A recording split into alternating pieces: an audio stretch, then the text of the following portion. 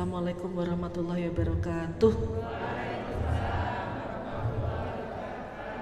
Apa kabar ayah bunda? Sehat ya? Sehat. Masih semangat ini? Masih. Sudah ngemil? Sudah. Saya belum. Oke. Ya, hari ini sore ini kita akan sharing, ngobrol, diskusi tentang marah yang bijak. Pertanyaannya, pernah marah nggak? Saya ngarepe bangga banget. Sering dong. Sehari berapa kali marah biasanya? Oh, nggak kehitung ya? Nggak kehitung apa nggak ngitung? Beda loh. Kalau nggak kehitung itu mungkin lebih dari 10 gitu ya, lebih dari 20. Oh, hari ini belum marah, alhamdulillah. Oke, nah coba ayah bunda biar lebih semangat lagi ikuti kata-kata saya ya. Iya. A, I, U, E, O.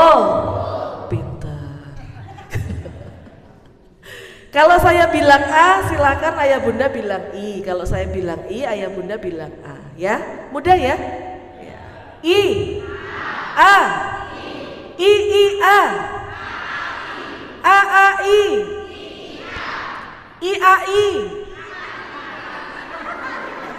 mulai ruwet. A, I. Ayo. Oke, tepuk tangan dulu buat kita semua. Masya Allah. Tadi waktu ngomong A, I, nggak ada yang cemberut, semuanya tersenyum. Kalau marah biasanya tersenyum apa cemberut? Hah? Cemberut, mosok. Selain cemberut ngapain? Diem tapi matanya mendelik.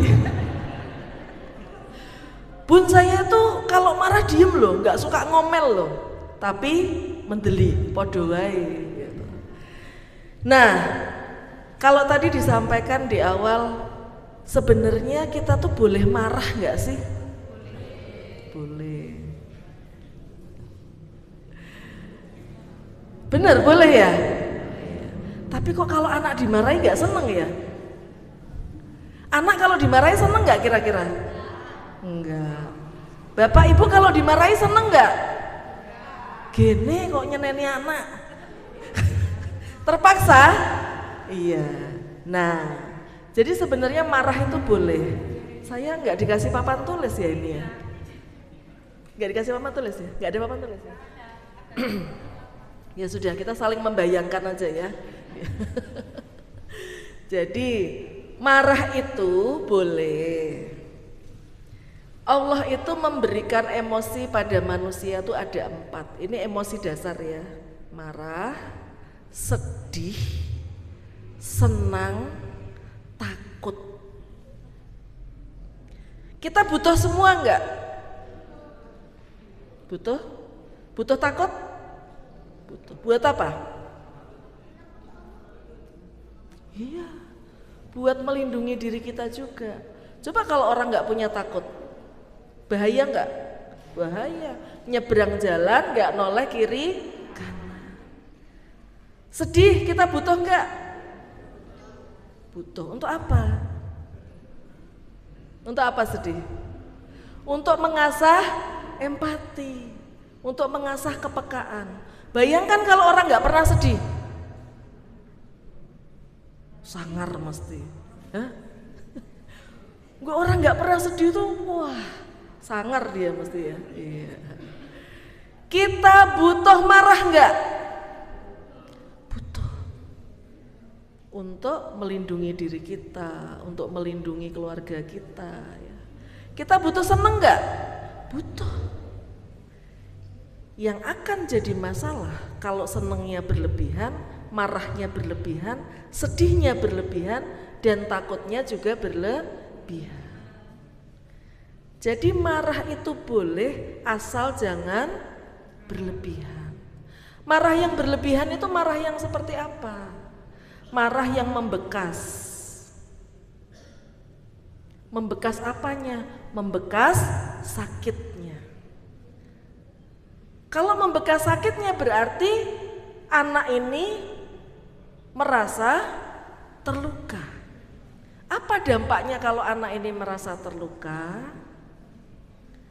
Yang orang sekarang suka bilang namanya luka batin, luka pengasuhan. Jadi dia dimarahin sama orang tuanya sampai bekas banget, sampai sakit hati banget. Dampaknya apa kalau anak ini sakit hati banget? Pertama, dia berpotensi juga melakukan hal yang sama. Pada siapa? Bisa pada kita, bisa pada orang lain, juga bisa pada anaknya besok. Orang tua itu marah sama anaknya sebenarnya dia sedang menasihati ya. Tapi menasihatinya biasanya dengan cara volumenya besar apa kecil? Besar. Kemudian ekspresinya biasanya menyenangkan apa menyeramkan? Menyeramkan. Duduk aku loh sing ngomong iki. Kemudian bahasa tubuhnya biasanya hangat apa nyebelin? Nyebelin. Kemudian pemilihan katanya kasar apa lembut biasanya? Kasar. Intonasinya tinggi apa rendah? Kita nasihatin, niatnya nasihatin, tapi kita pakai 5 hal ini. Ekspresinya menyeramkan, intonasinya tinggi, volumenya besar, bahasa tubuhnya nyebelin, ekspresi wajahnya menyeramkan, pemilihan katanya kasar. Kalau anak diginiin terus, suatu saat dia juga bisa melakukan hal yang sama. Bukan tidak mungkin dia juga melakukan pada orang tuanya. Ketika apa? Ketika dia tidak setuju dengan orang tuanya. Orang tua menasihati anak itu kan karena salah satunya tidak setuju dengan perilaku dia ya. Kamu jangan gitu nak, kan gitu. Kamu mbok gini aja. Kowe aja ngono, kowe salah kowe. Sehingga dia akan belajar, oh jadi kalau nggak setuju itu boleh ya. Suaranya keras dan lain sebagainya tadi. Sehingga anak-anak ini ketika dibilangin orang tuanya, dia nggak setuju juga dengan orang tuanya, dia melakukan hal yang sama seperti yang orang tuanya lakukan.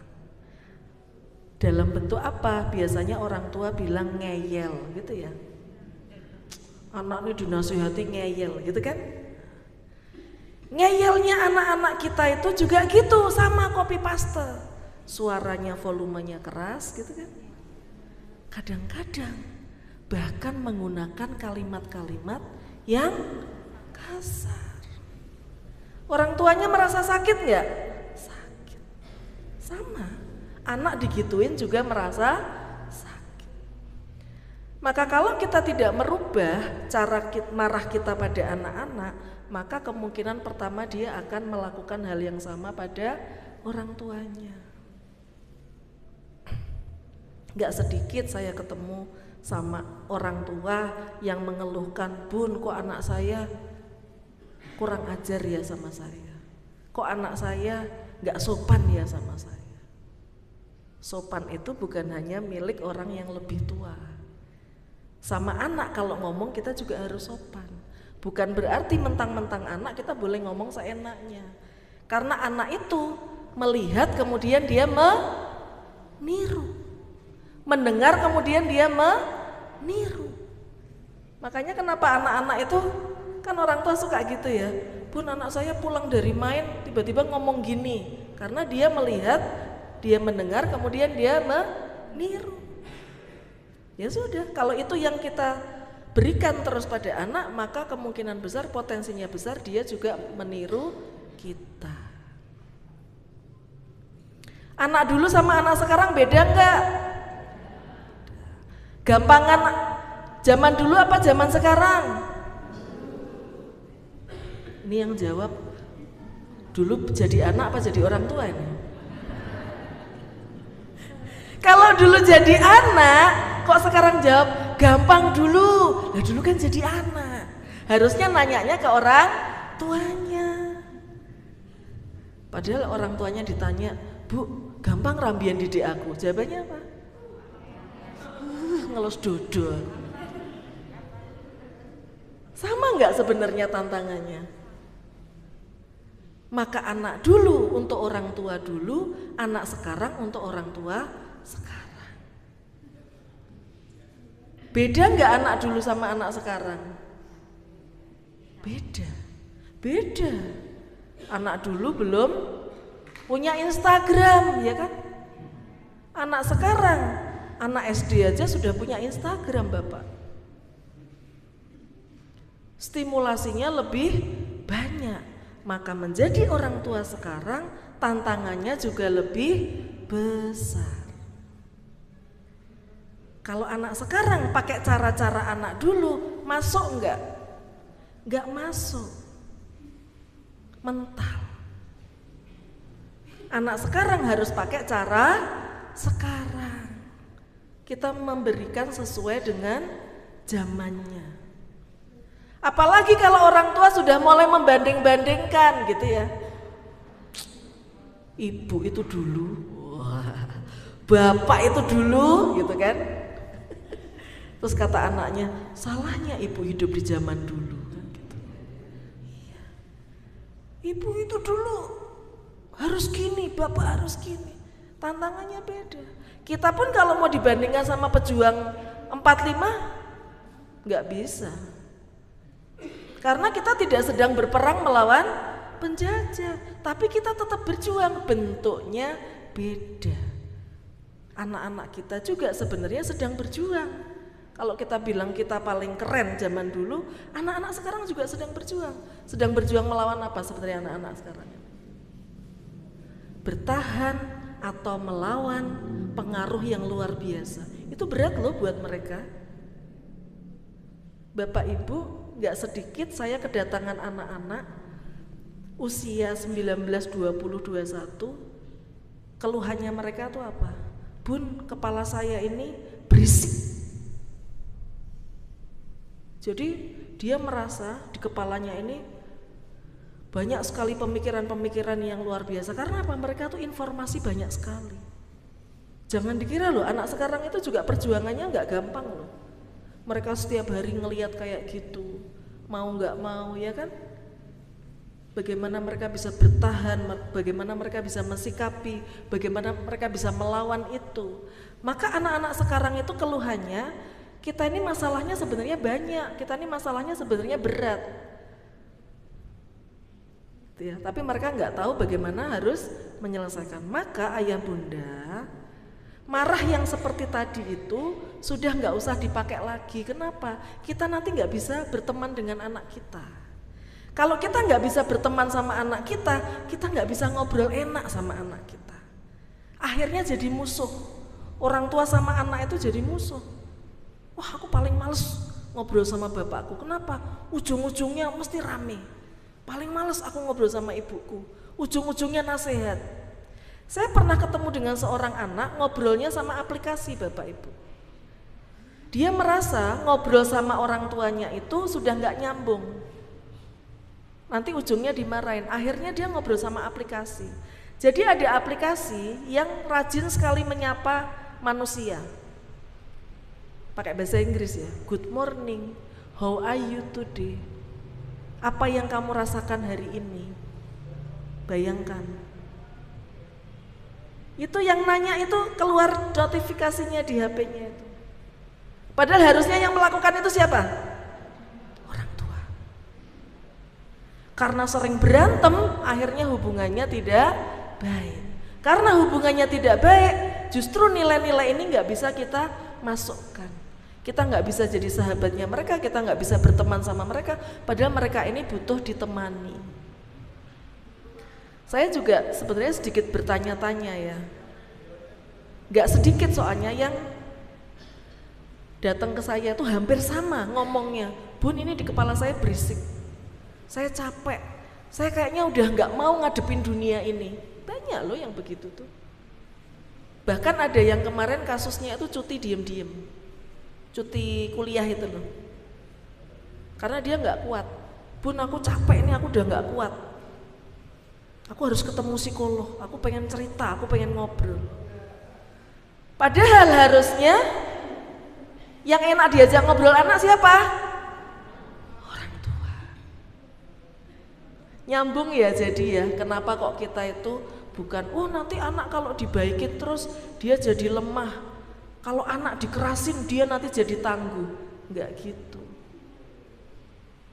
Anak tangguh itu anak yang sering dikasih kasus-kasus, dikasih kesempatan kecewa, dikasih kesempatan menyelesaikan masalah, konflik. Tapi kalau ketika ada anak yang berantem, orang tuanya yang maju, le kowe tenang wae le, ibu sing maju. Tapi kayaknya nggak ada itu ya di sini ya yang gitu ya. Nah itu yang bikin anak lemah itu sebenarnya itu. Karena dia tidak dikasih kesempatan untuk menyelesaikan persoalan. Jadi bukan karena disayang-sayang, dibaik-baikin terus anak jadi lemah, enggak. Ya. Anak itu dia juga bingung dengan masalahnya. Dia butuh didampingi, dia butuh ngobrol. Anak itu bukan hanya butuh uang, bukan hanya butuh dibayarin sekolahnya, tapi anak itu juga butuh diajak ngobrol, anak itu juga butuh diperhatikan, anak itu juga butuh diajak bercanda. Sedangkan orang tuanya dari bangun tidur jenggureng, mau tidur jenggureng juga. Anaknya mau ngajak ngomong aja udah nggak berani duluan gitu kan. Takut aku mau ngajak ngomong, mukanya aja sudah nggak enak, bangun tidur aja udah jenggureng. Nyuci piring aja gelondrang. Tuh, ya. Nah, jadi yang cara-cara kayak tadi agresif seperti tadi silahkan dihentikan. Terus gimana caranya? Caranya adalah ketika kita mau menasehati, kita ngomong baik-baik sama anak. Bun, kayaknya kalau ngomong baik-baik itu nggak mandi deh. Gitu ya. Kita sih ngomongnya pertama baik, tapi anaknya terus gitu ya, nggak mau nurut ya. Apakah perilaku itu langsung berubah? Saya tanya, orang dewasa yang melakukan kesalahan ada enggak? Banyak ya. Orang dewasa yang menyadari kesalahannya kemudian berjanji tidak mengulangi, tapi ternyata mengulangi ada enggak? Apalagi anak-anak ya. Nah, jadi itu adalah proses dari belajar. Sebenarnya mendidik anak itu tidak susah Bapak Ibu, yang susah adalah mendidik diri kita sendiri untuk mau menerima kekurangannya anak. Kita orang tua punya kekurangan enggak? Anak kita juga punya kekurangan. Jangan sampai kita punya kekurangan tapi kita berharap anak kita enggak punya kekurangan. Karena tujuan kita kalau tadi marah yang bentak-bentak dan lain sebagainya tadi tujuannya adalah biasanya untuk apa Bapak Ibu? Marah kayak gitu biasanya tujuannya untuk apa? Anak berubah? Ya, supaya anak berubah. Terus apa lagi? Supaya tidak mengulangi gitu ya. Ya. Terus apa lagi? Supaya nurut gitu. Ya. Tapi setelah digituin tujuannya tercapai enggak? Tercapai enggak? Diulangi enggak? Nurut enggak? Bisa jadi malah anak kesel sama kita. Meluapkan hawa nafsu termasuk tujuan? Tercapai enggak? Pokoknya aku nek wis nesu wis puas gitu ya. Yang tercapai cuman meluapkan hawa nafsu. Perilaku anak tidak berubah. Jadi kita itu seperti membuang-buang energi. Wah, anak dibentak, anak digini. Malah yang ada anak ini pada kena luka batin.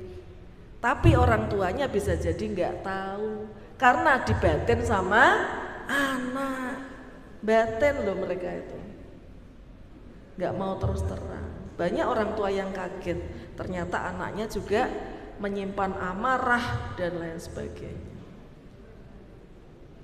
Gitu ya. Nah, terus apa kira-kira dampaknya selain dia meniru? Dampak yang kedua, dia bisa jadi anak yang minder. Dia bisa menjadi anak yang minder. Yang ketiga, dia bisa menjadi anak yang memberontak. Memberontak itu ada dua tipe, memberontak langsung dan memberontak tidak langsung. Memberontak langsung, dia langsung frontal ke orang tuanya. Ada anak yang memberontaknya tidak langsung, nggak mau sekolah, mogok sekolah. Kemudian ngompol. Ngompol itu juga salah satu tanda anak memberontak, tapi dipendam, direpres sama dia, ditekan sama dia. Ngompol di usia yang semestinya udah nggak ngompol ya. Tapi kalau kayak bayi ngompol itu kan wajar. Ngompol di usia yang semestinya tidak ngompol. Ada anak-anak yang 13 tahun masih ngompol, 17 tahun masih ngompol. Itu jangan malah dimarahi, itu harus ditanya. Karena bisa jadi anak ini sebenarnya memendam sesuatu.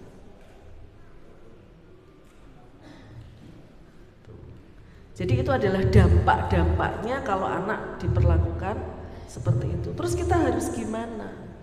Bukalah ruang diskusi sama anak-anak kita. Dengan cara apa? Ngobrol. Ngobrol itu adalah ngobrol. Ngobrol itu bukan menasehati. Ngobrol, kayak kita kalau ketemu sama teman itu loh. Sharing, ngobrol. Gimana di sekolah? Itu ngobrol. Ya. Tapi jangan ngobrol awalnya ujung-ujungnya nasihat gitu ya. Awalnya sih ngobrol gitu. Aku masih males ya sama mama itu. Pertama ngobrol, nanti lama-lama ujung-ujungnya nasihat gitu. Ngobrolin masalah, nanti ujung-ujungnya tuh kak kayak gitu tuh. Makanya mama sering bilang jangan kayak gitu. Langsung ngedrop dia kan. Yang tadinya dia udah asik ngobrol sama orang tuanya langsung diem, gak mau ngomong lagi. Terus gimana caranya kita kan dalam keadaan emosi? Kuncinya adalah di saat keadaan emosi tinggi jangan ngomong apa-apa sama anak, jangan melakukan apa-apa sama anak. Itu kunci. Ini saya nggak bisa menggambar-gambarnya. Ini papan tulis bukan sih? Bukan ya? Iya. Jadi ayah bunda, kalau kita dalam kondisi emosi yang sangat tinggi, gelombang otak kita itu di beta. Itu kalau digambarkan itu gini, ruwet. Bukan ruwet gini ya, tapi dia rengket-rengket. Nah, itu dalam emosi tinggi. Tapi kalau seperti gini, ayah bunda gini sekarang rileks, sadar, konsentrasi, ya, itu gelombangnya alfa. Kalau digambarkan itu dia landai, ya. Landai seperti awan, seperti ombak yang nggak gede ya. Kalau kita kepengen nasihat kita atau obrolan kita itu bisa diterima anak, kondisi kita harus rileks. Anak kita harus rileks, kitanya juga harus rileks. Kalau anak lagi cemberut, anak lagi nangis, jangan dinasehati, gak ada gunanya.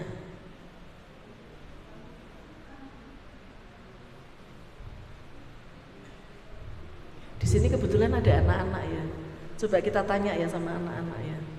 Nah, tak tanya nih sama anak-anak nih. Biar kita tahu sudut pandangnya ya.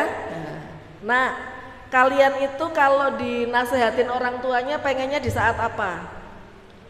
Diajak ngobrol yang enak tuh di saat apa?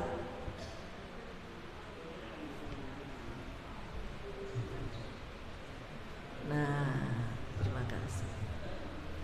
Di saat apa? Di saat makan, di saat santai, di saat lagi cemberut, apa di saat apa? Pengennya kalau orang tua nanya atau orang tua nasihatin, sukanya dinasihati di saat apa? Atau bisa menerima itu di saat apa? Kalau orang tuanya nasihati sambil bentak-bentak, bisa nerima nggak nasihatnya? Enggak Bu. Enggak. Nah, bisanya pengennya kalian itu dinasihati dengan cara apa? Malah oper-operan mic. Kenapa? Oh iya. Nah iya, nih pakai ini aja. Kamu kalau dinasehati orang tua pengennya gimana cara nasehatinya? Santai. Loh. Jadi kita harus mendengar juga ya sudut pandang yang berbeda. Tapi sebenarnya kamu keberatan nggak sih dinasehati orang tua? Enggak. Tapi nasehatinya caranya? Santai. Oh. Coba biar Bapak Ibu di sini belajar. Santai itu yang gimana? Apakah duduk di pantai, duduk di bawah pohon, atau sambil rujaan atau gimana? Enggak marah-marah. Enggak marah-marah. Ibunya yang mana? Ibunya langsung gini. Tepok jidat ibunya langsung. Nah, enggak marah-marah ya. Berarti kalau ngomong nadanya do, re, mi, fa, sol, la, si, do. Yang mana? Yang sol? Yang si? Yang mi? Apa yang do? Nah, itu do. Nah, itu re. Nah, itu mi. Anak, itu sol. Yang mana? Do. Mulai sekarang teman-teman silakan belajar berbicara dengan nada dasar. Do sama dengan do. Nah, gitu ya? Mau nurut kalau ngomongnya gitu? Masya Allah. Ibunya langsung gak apa-apa Bu, kita belajar juga. Jadi anak itu sebenarnya pendapatnya seperti apa sih gitu. Ngomongnya pelan gitu ya Dek ya, santai. Wajahnya gimana Dek pengennya ibunya, orang tuanya pas ngomong itu gimana wajahnya? Syahdu gitu ya, nggak sininya berlipat-lipat gitu ya. Iya.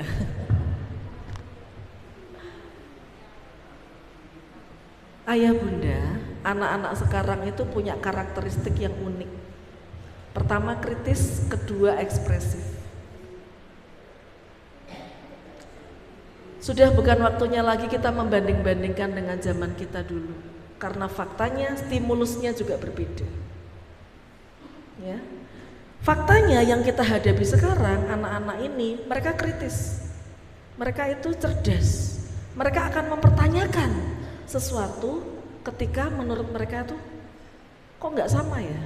Bahkan anak-anak ini bisa jadi dia, kok kemarin ayah nggak ngomongnya nggak boleh gini, tapi kok ayah sendiri gini. Anak-anak ini mengamati loh. Ada yang pernah terjadi seperti itu? Iya. Katanya nggak boleh main HP terus.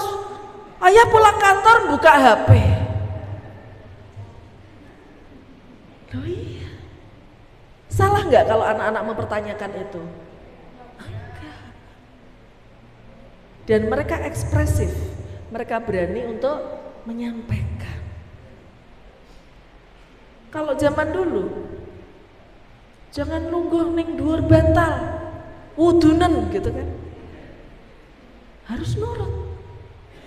Zaman saya bertanya, tapi juga tidak berani bertanya hanya di pikiran. Zaman sekarang, di ngomongin seperti itu, kira-kira jawaban anaknya gimana? Coba ayah jelaskan secara ilmiah apa hubungan wudun dengan bantal? Iya enggak?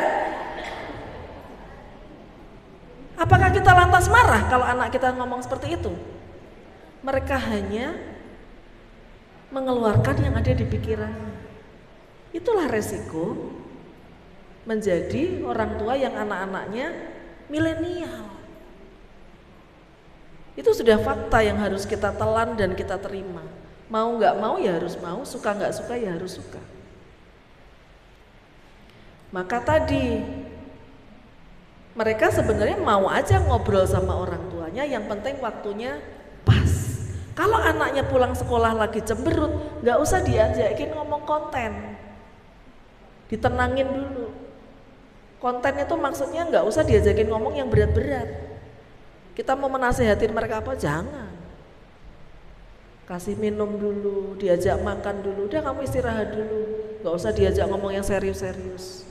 Anak kita tiba-tiba lagi cemberut, padahal cemberutnya sebenarnya bukan sama kita, tapi kita saking kepengennya pengen tahu dia tuh cemberut kenapa. Kadang-kadang cara kita maksa gitu ya, ayolah ceritalah sama ibu, ibu kan juga pengen tahu gitu.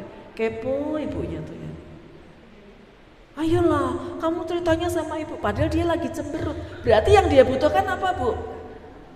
Kalau anak kita lagi cemberut, ruang, space kata anak sekarang.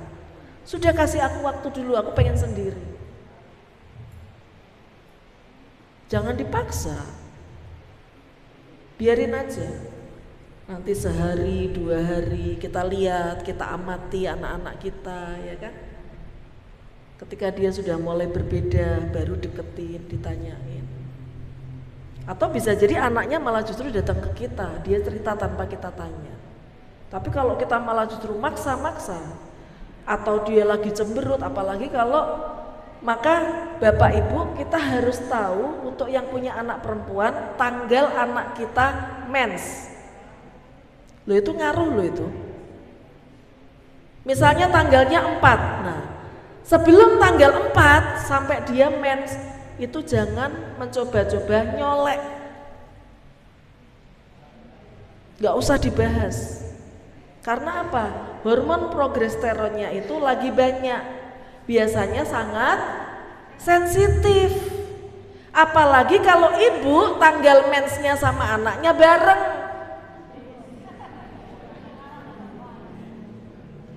Lu dilingkari Bu, makanya kita tanggal 4, dia tanggal 5. Ya udah,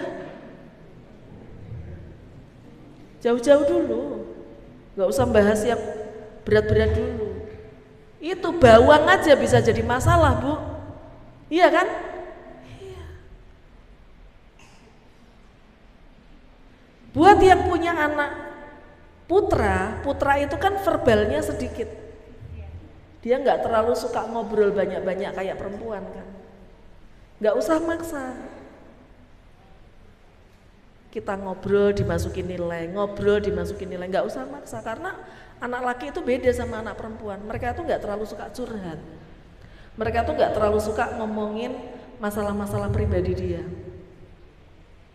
Kita kasih aja masukan sedikit-sedikit tentang nilai-nilai, mungkin pengalaman kita dulu, tapi bukan pengalaman ibu dulu gini, kamu harusnya lebih, bukan gitu ya Bu. Tadi yang saya maksudkan membandingkan tuh itu. Jadi kalau kita mau cerita, kita cerita aja. Misalnya, nah lebih bagus lagi kalau anak-anak pria nih yang handle ayahnya. Tapi kalau misalnya ayahnya susah dibilangin atau susah diajak untuk menghandle anak, ya wes handle dhewe wae Bu. Tapi nggak usah terlalu dikorek-korek seperti kita nganu anak perempuan, karena memang beda. Laki-laki itu biasanya berbicara di saat mereka ketemu solusi, perempuan itu berbicara di saat mereka ketemu masalah, itu udah beda. Iya enggak? Ibu-ibu kalau nyari apa namanya, tutup gelas sambil ngomel enggak? Tutup gelasnya di mana sih ini? Pas ibu ketemu masalah ibu ngomong kan. Nah kalau laki-laki dicurhatin dia diem, dia mikir dulu solusinya. Pas dapat solusi diomongin, ibu belum selesai cerita, "Sek toh Pak, aku urung rampung," gitu ya biasanya ya. Padahal kalau laki-laki ngelihat, oh ini masalahnya ini, dia langsung mikir cepet, dek, oh ini solusinya ini kayak gitu. Jadi beda ya, anak perempuan sama anak laki-laki itu juga beda. Terus kalau kita punya anak saya tuh tertutup Bun, gitu kan. Dia nggak terlalu suka banyak ngomong, nggak semua anak harus terbuka. Ya, ada pribadi itu tertutup dan terbuka, introvert dan ekstrovert. Tidak harus semua anak itu mau terbuka. Bagi orang introvert, ngobrol itu membutuhkan energi yang banyak. Jadi bukan karena mereka nggak bisa ngobrol ya, tapi mereka kadang-kadang malas untuk melakukan itu. Mereka akan memilih orang-orang yang menurut dia nyaman untuk diajak bicara. Beda sama orang ekstrovert. Orang ekstrovert itu bisa ngomong masalah yang sama pada 10 orang yang berbeda. Gitu ya Bu, yang ekstrovert ya, ngomongnya diulang-ulang ya, cerita sama ini sama, cerita sama ini sama. Mereka enggak ada masalah, energinya keluar gitu biasa aja.